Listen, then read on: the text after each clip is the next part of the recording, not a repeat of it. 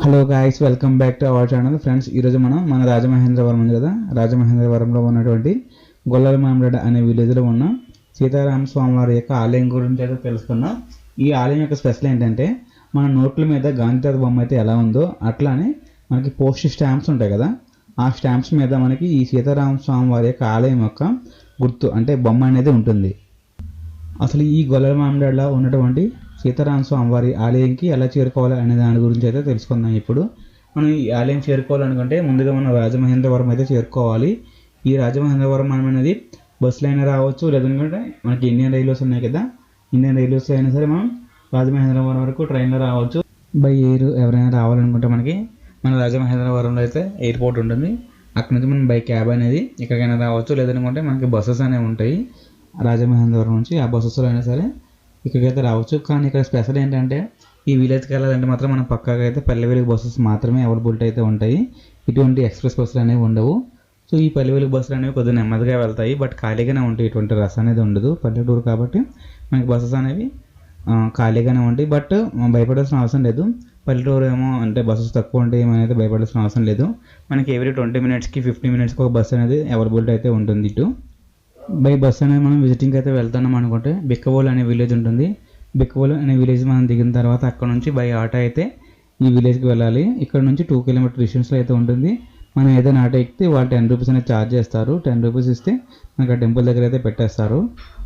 ఈ తూర్పుగోదావరి జిల్లాలో ఉన్నటువంటి కోదండరాముని యొక్క ఆలయం స్పెషల్ ఏంటంటే, మనం ఆల్రెడీ తెలుసుకున్నాం కదా, ఈ పోస్ట్ కార్డు ఉన్న పోస్ట్ కార్డు యొక్క కవర్ మీద ఈ గోపురం యొక్క ఇదైతే ఉంటుంది అనమాట, వచ్చి ఉంటుంది బొమ్మ. అండ్ ఇంకోటి ఏంటంటే, మనకి ఈ ఆలయం అనేది 1889 అయితే ప్రతిష్ఠించారు.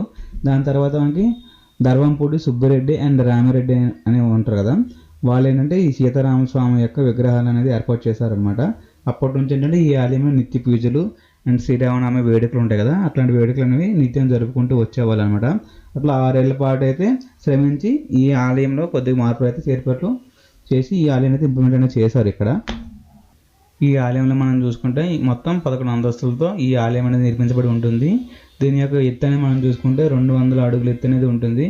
ఈ జంట గోపురాలను ఆకాశాన్ని అందుకున్నట్టయితే మనకి కనిపిస్తాయి.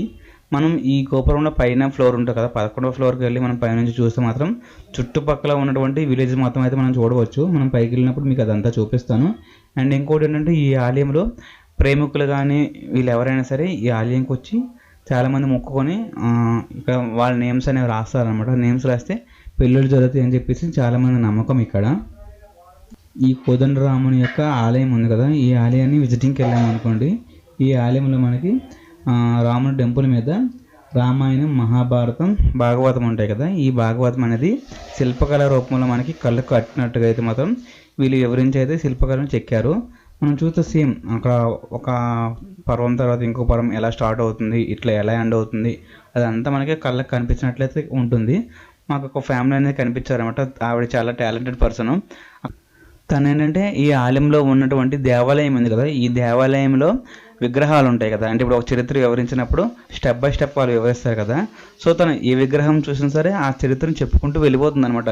తనని చూడగానే నాకైతే అనిపించింది, సో దీని దగ్గర చాలా భక్తి అనేది కూడుకుంది అండ్ చాలా జ్ఞానం కూడా ఉందని చెప్పి నాకైతే అనిపించింది. సో తను కూడా మాట్లాడారు ఒక్కొక్క పర్వం గురించి కానీ, రాముని యొక్క కథలు కానీ, రామాయణం, భాగవతం ఇవన్నీ ఉంటాయి కదా, ఎట్లా స్టార్ట్ అయింది, ఎక్కడెక్కడ ఏ బొమ్మలు ఉన్నాయి, ఇవన్నీ అయితే ఆవిడ వివరించారు. అది కూడా మనం ఇప్పుడు చూద్దాం కొద్దిగా ముందుకు వెళ్ళాక.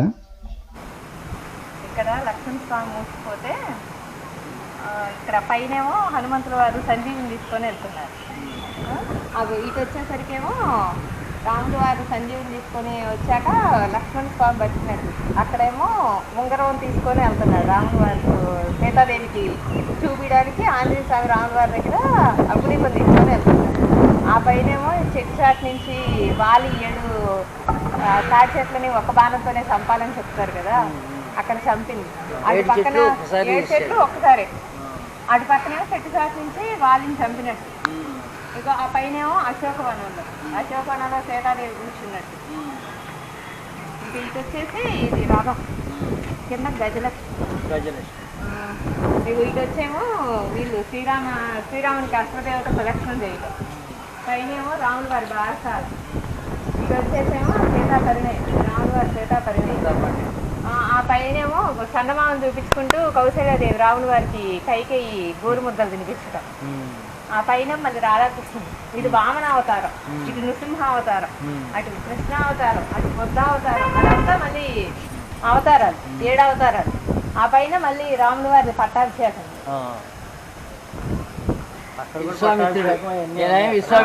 విశ్వామిత్రుడు రాముని వారిని ధనుస్సు విరిచేది.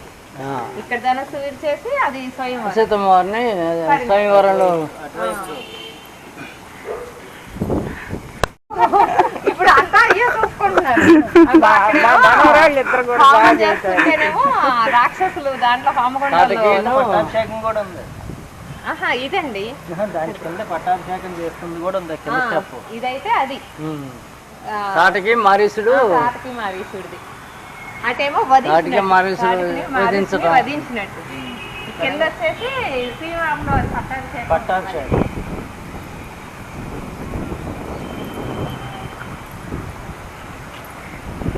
ఇదేమో సుగ్రీవుణ్ణి రాజుని చేసింది. వాలిని చంపేశాక సుగ్రీవునికి పట్టాభిషేకం చేశాడు ఇక్కడ.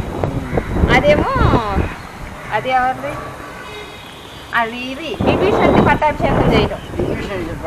రావణాసుని చంపాక విభీషణ్ పట్టాభిషేకం. ఇక మళ్ళీ పైకి వచ్చేసి నరసింహ అవతారం. ఇది కలి. ఇక్కడ గుర్రం పట్టుకొని ఖడ్గం పట్టుకొని వెళ్ళంతా అది కలిదేవుడు. మొత్తానికి రామాయణం, భాగవతం, దశావతారాలు అన్ని చంపుతున్నాడు రాములు వారు. అది సోర్పనకది అటే పున్నట్టుంది. సోర్పన చెవులు కోసేది అటు సైడ్.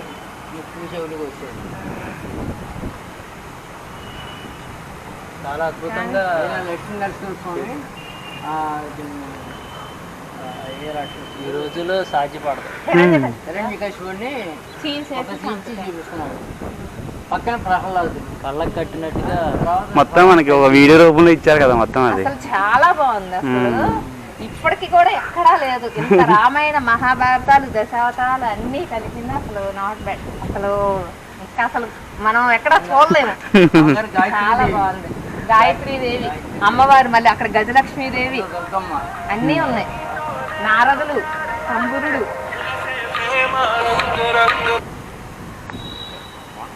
ఇక్కడ పట్టాలి. ఇదిగో ఇక్కడ శివపార్వతులు పట్టాభిషేకం. అగో అక్కడ రాములు వారు, శ్రీరామచంద్రమూర్తి, ఇది సీతాదేవి, ఇది ఏమో శివుడిది పట్టాభిషేకం. చూడాలే కానీ ఒక్కొక్క దాంట్లో ఒక్కొక్క కథ. ప్రతిరోజు అన్నదానం జరుగుద్ది అంట. ప్రతిరోజు 2 గంటల దాకా అదేమో సగం శివుడు, సగం అర్ధనారీశ్వరుడు అవుతారు. మొత్తం దేవుళ్ళు ఒక్క చోటే ఉన్నాయి.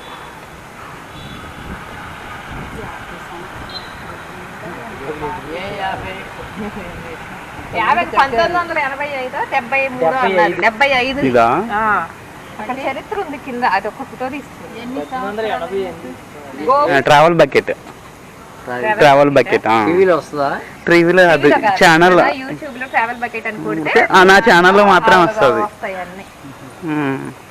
ఎప్పుడు వస్తుంది చూసుకోవచ్చు మేము. ఇదా మీరు నెక్స్ట్ వీక్ అప్లోడ్ లో అప్లోడ్ చేస్తాను. చెయ్యండి. చెప్పండి. మాది హైదరాబాద్ అండి. ట్రావెల్ బకెట్ అని కొట్టండి వస్తుంది. బకెట్ కొద్దిగా ఎక్కువగానే ఉంది అన్న.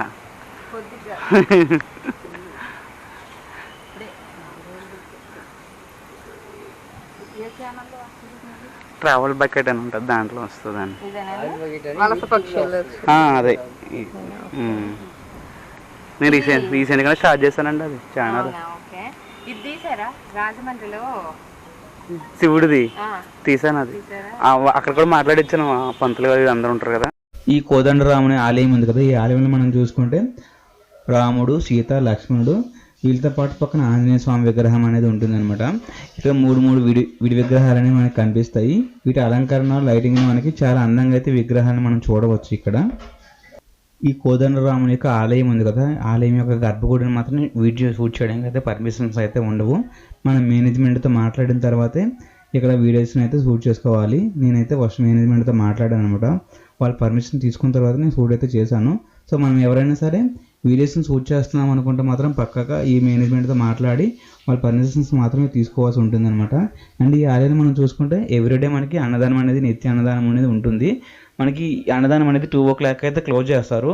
మనకి 12 నుంచి 2:00 వరకు మనం ఎంతమంది అయితే వెళ్తామో వాళ్ళందరికీ ఫ్రీగా అన్నదానం అనేది పెడుతూనే ఉంటారు. మనకి ప్రతిరోజు అనేది ఈ అన్నదానం అనేది ఉంటుంది ఇక్కడ.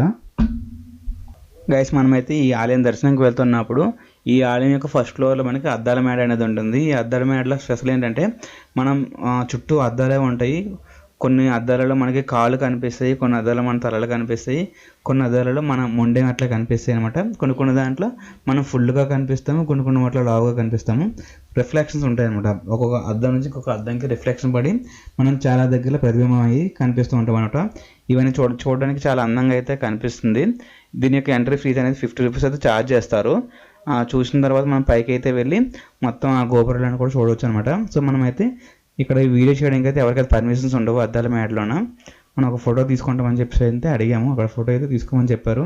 సో ఆ ఫోటో అనేది నేను ఇక్కడ యాడ్ చేస్తాను. చూడండి అద్దాల మేడ అనేది ఎలా ఉంటుందో మనం ఇక్కడైతే చూద్దాం. అండ్ ఇక్కడ అయిపోయిన తర్వాత నేనైతే పైకి వచ్చేస్తున్నాను. సో ఫస్ట్ ఫ్లోర్ రాగానే మనకి ఈ గోపురం పైన అయితే శిల్పకళ అనేది చూడండి ఎంత అందంగా అయితే మనకి కనిపిస్తుంది. ఈ విగ్రహాలు కానీ ఇవన్నీ ఏంటంటే మనకి 1800 సంవత్సరం కాలం నాటి అనమాట. మనం రీసెంట్గా చూసుకుంటే ఒక 10 years బ్యాక్ కట్టిన హౌసెసే మనకి బ్రేకేజెస్ వచ్చేస్తున్నాయి కదా. బట్ అలాంటిది మనకి కొన్ని వందల సంవత్సరాలు, వేల సంవత్సరాల టెంపుల్స్ కూడా ఇటువంటి చెక్కు చెదరకుండా కడుతున్నారంటే మనకు ఒకటి అర్థమవుతుంది. పూర్వకాల యొక్క స్ట్రక్చర్స్ కానీ లేదంటే శిల్పకళ కానీ ఒక కన్స్ట్రక్షన్ వే ఆఫ్ కన్స్ట్రక్షన్ ఉంటుంది కదా, అది ఎంత ఫేమస్గా ఉంది, ఎంత మెచ్యూర్గా ఉంది అనేది మనకి దీన్ని బట్టి అయితే అర్థమైపోతుంది ఇక్కడ. ఫ్రెండ్స్ ఇక్కడ మన విజిటింగ్ ప్లేస్కి వచ్చినటువంటి ఫ్యామిలీ మెంబర్స్ అయితే మన ఛానల్ని సబ్స్క్రైబ్ చేశారు. అండ్ వాళ్ళే కాదు మీరు కూడా ఎవరైనా మన ఛానల్ని ఫస్ట్ టైం విజిటింగ్ చేస్తున్న వాళ్ళైతే మాత్రం మన ఛానల్కి ఒక సబ్స్క్రైబ్ అయితే చేసుకోండి అండ్ ఒక లైక్ చేయండి. అండ్ మీకు ఏవైనా మా ఛానల్లో ఇంప్రూవ్మెంట్స్ కానీ లేదంటే ఏమైనా సజెషన్స్ ఉంటే కామెంట్ అనేది చేయండి. అండ్ గైస్ ఇక్కడ ఏంటంటే మనం ఈ టెంపుల్ యొక్క స్ట్రక్చర్ చూసారు కదా, ఆవిడైతే ఎంత బాగా చెప్పింది. మన ఈ ఆలయంలో ఏంటంటే రామాయణం, మహాభారతం, భాగవతం యొక్క వే ఆఫ్ ఇది ఉంటుంది చూసారా, దాని మొత్తం అయితే శిల్పకళ రూపంలో మనకు ఒక వీడియో చూసినట్టే అనిపిస్తుంది అనమాట. మనం ఇప్పుడు సినిమా ఎలా చూస్తామో సేమ్ అలానే మనకి ఒక సినిమా చూస్తున్నట్టు ఈ రామాయణం, మహాభారతం వీటన్నిటిని అయితే ఇక్కడ వివరించారు. వాళ్ళైతే చాలా ఇంప్రెస్ అయితే అయ్యారనమాట. ఆవిడన్న చూసారా ఇక్కడ ఎక్కడా లేని విధంగా అయితే మనకి ఈ ఆలయంలో మనకి రామాయణ, మహాభారతాన్ని వివరించారని చెప్పేసి. అండ్ ఇదే కాక మనం ఇంకా పైకి వెళ్ళామనుకోండి, పైన కూడా ఒక్కొక్క ఫ్లోర్లో ఒక్కొక్క టైప్ ఆఫ్ విగ్రహాలు అనేవి ఉంటాయి. ఈ టెంపుల్ మొత్తం మనకి విగ్రహాలతోనే మొత్తం స్ట్రక్చర్ అనేది ఉంటుంది.